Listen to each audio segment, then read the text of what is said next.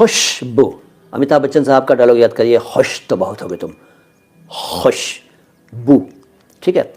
खुशबू नहीं, कई लोग कहते हैं खुशबू, वो सही उच्चारण नहीं है। कई लोग कहते हैं खुशबू, वो भी सही उच्चारण नहीं है। सही उच्चारण तो है खुशबू, और इसका अपोजिट भी आप जानते हैं। खुशबू का मतलब ऐसी गंध जो अच्छी हो, सुगंध। खुशबू मीन्स सुगंध, और इसका अपोजिट बदबू यानी दुर्गंध, ठीक है। गंध बू।